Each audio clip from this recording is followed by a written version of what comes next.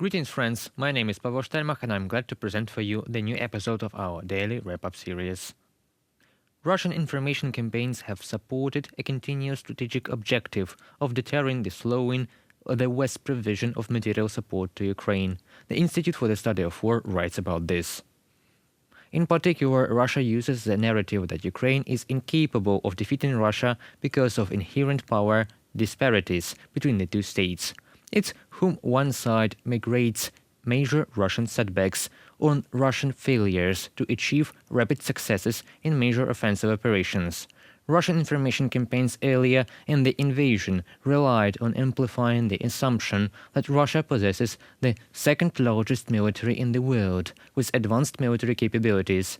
These information operations aimed to mislead the West and Ukraine into believing that any transfers of military equipment would be irrelevant, because Ukraine would not be able to withstand rapidly unfolding offensive operations from different directions and would be vulnerable to Russian attack.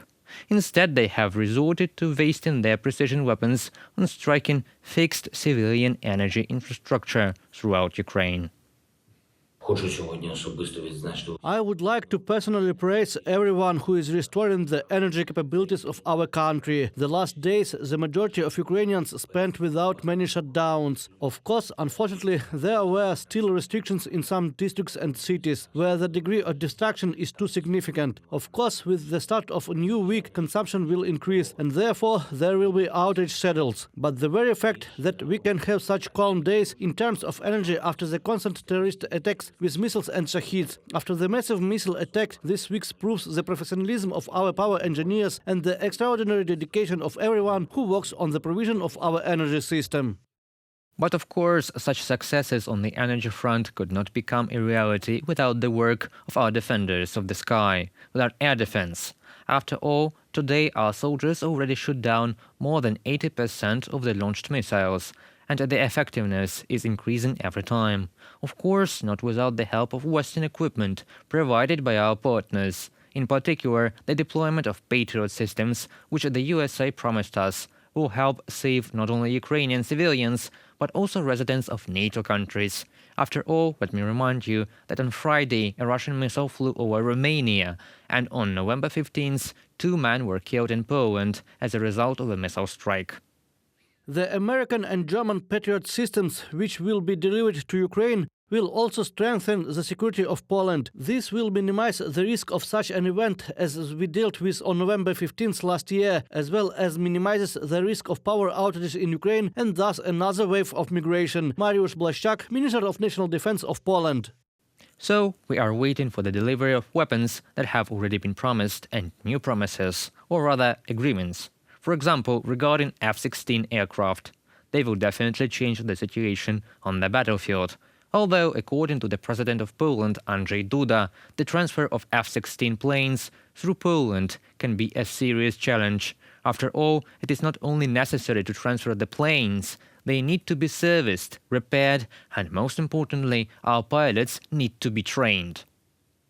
London, Paris, Brussels.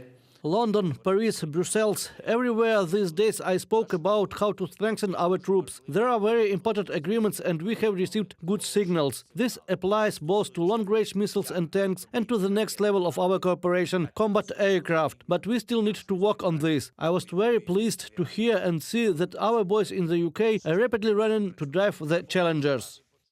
By the way, if you think that the provision of weapons will provoke Russia to escalate, then I will inform you that the escalation has already begun and has been going on for several weeks. It's just that the Russians are not too stuck in the past that in a modern war they used the methods of the First World War to put pressure on the enemy with a number of soldiers. After all, there is another way to explain the fact that in January the Russians lost an average of more than 800 personnel a day, and last week they even set a record. 1,140 soldiers dead per day. At the same time, according to ISW, in order to delay the supply of tanks to Ukraine, Russia tried to manipulate the topic of the negotiations. That's how they are, negotiations with Russia, not for the sake of peace, but for the sake of strategic advantage. One of these advantages may be a reduction in sanctions pressure. Every day, Russia feels more and more pressure on its own economy. As much as someone in the Kremlin would like for economic laws to be suspended and to be able to print as much money as you want, it doesn't work in the real world. In 1 January alone, Russia lost 1.8 billion rubles. That is, expenses are growing, but incomes are not so much. Especially the old cash cow, hydrocarbons. Their cost has already decreased all over the world, and due to the sanctions introduced, only India and China are currently buying oil, and even that at a 40% discount. And that's just now. He, Putin, actually requires sometimes simply impossible. When sanctions on oil come into effect and directly affect the Russian budget, the fall in Russian budget revenues is simply catastrophic. When oil and gas revenues fall by 44%, but to say that this is a result of the outbreak of the war and the fact that you are making absolutely inadequate decisions, for example, to limit gas supplies to Europe, no one can do that. Accordingly, when he says to do at least something, and they do something, and these things, this is a decrease of 500,000 barrels per day of oil supplies to the world market. It seems to have an effect on something. This is an imitation of what they are doing. But we see that the result is actually zero, since no one needs Russian oil today as it under sanctions. Yes, the EU was quick to hit Russia with sanctions after Vladimir Putin launched the invasion of Ukraine. But it took time and an escalation of measures before Moscow started to feel any real damage. Since the war started in late February last year, November was the first month when the EU sanctions imports from Russia were lowered than in the same months of 2021. Until then, the bloc had been sending more cash than before. The conflict every month for 9 months. More recent data is not yet available. The main reason behind this? Energy dependency on Russia and skyrocketing energy prices. But that's not only the whole story. Some EU countries were much quicker than others to reduce trade flows with Moscow, and some were still increasing them at the end of the last year. Before the war, Russia was the third largest source of EU imports and the fifth largest export destination. The value of imports from Russia increased steadily as the continent recovered from the pandemic. They peaked in March 2022, the month that followed the start of the war in Ukraine, before dropping. Именно нефтегазовые доходы. Exactly, oil and gas revenues began to fall at the end of last year, while an embargo on Russian oil in Europe and a price ceiling were introduced. The price of Russian oil has crept down at the same time as world prices, and this, of course, cut the flow of revenues to the Russian budget. That is, we see both a drop in income and, on the other hand, we see an increase of spending money. That is, we see budget expenditures that are higher than 40% in December and the same history in January. So, as we see, Russia has many problems. On the one hand, there are contingency expenses, and they are deliberately underestimated. Talking about real amounts is uncomfortable, so as not to add at least run into the question, is the price being paid too high? On the other hand, a reduction in oil and gas revenues is inevitable, and the situation will definitely not improve. On the third, under stability, optimistic budget, planning and outright lies in terms of data, which will inevitably lead both to guaranteed non-fulfillment of the budget and to the substitution of the actual desired by the Kremlin economic visionaries. Draft UN resolution. Any peace agreement must protect the territorial integrity of Ukraine. Supporters of Ukraine offer the UN General Assembly, which includes 193 member states, to adopt a draft resolution on the eve of the first anniversary of Russia's invasion. The document emphasizes the need for peace, which guarantees Ukraine sovereignty, independence, unity and territorial integrity. As the Associated Press writes, the document describes the principles underlying a comprehensive, just and durable peace in Ukraine. The proposed resolution is broader and less detailed than the 10-point peace plan that Ukrainian President Volodymyr Zelensky announced at the November G20 summit.